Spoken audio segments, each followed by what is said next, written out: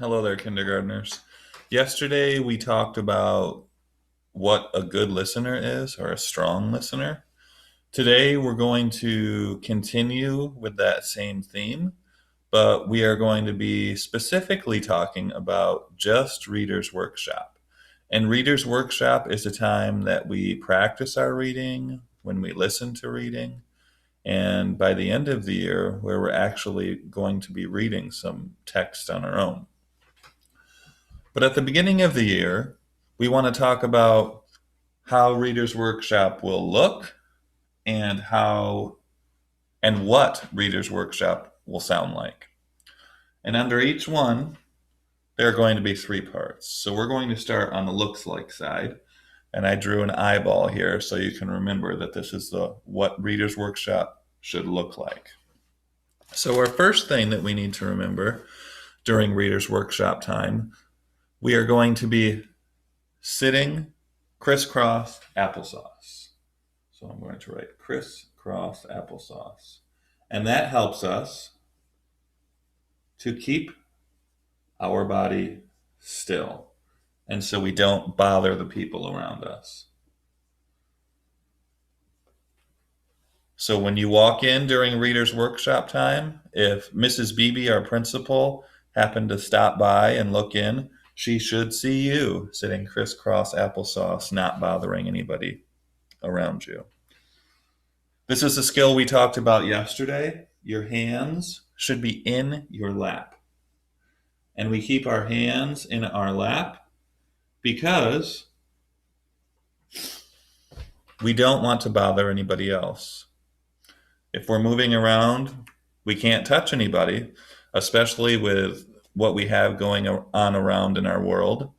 And we don't want to distract them from learning either. So should look like kids sitting crisscross applesauce, and you should have your hands in your lap. Number 3 for how it should look, students' eyes should be on the speaker. Now, at the beginning of the year, a lot of that will be me, the teacher, or Mrs. Rowland if you have Mrs. Rowland, or Mrs. Nordhoff if you have Mrs. Nordhoff.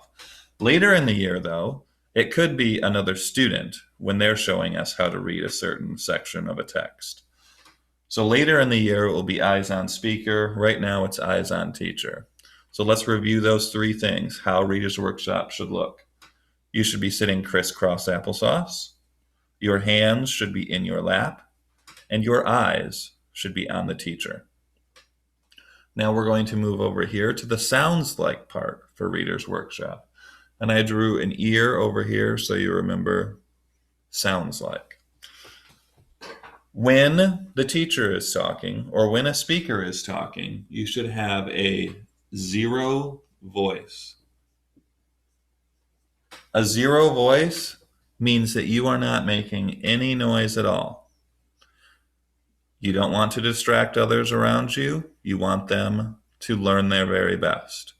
So you should have a zero voice if the teacher is talking.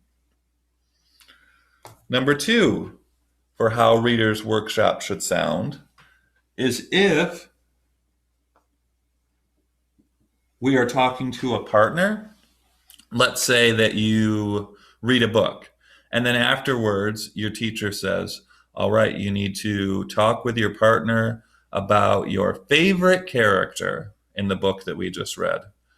When we talk to a partner during Reader's Workshop time, we use a one voice. And a one voice is a whisper voice. A whisper voice is this loud. You use a whisper voice because then your partner can hear you, but you aren't distracting others around you. So zero voice, that means no talking, no sound if the teacher is talking. One voice if you are supposed to be talking with a partner. And the last one for how it should sound is there should be pages turning because it is Reader's Workshop.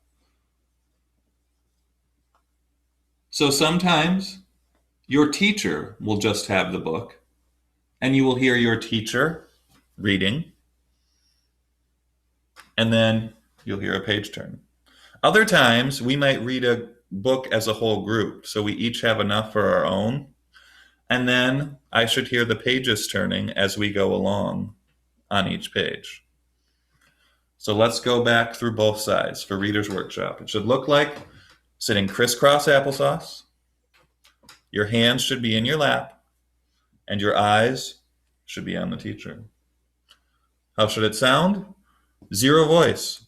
When your teacher is reading or when your teacher is teaching during Reader's Workshop, you cannot be making noises, you cannot be blurting out. If you are working with a partner during Reader's Workshop, you will use a one voice. You don't want to distract others around you. And you'll also hear pages turning or your teacher reading. Thank you so much for listening, kindergartners. I will see you soon. Bye.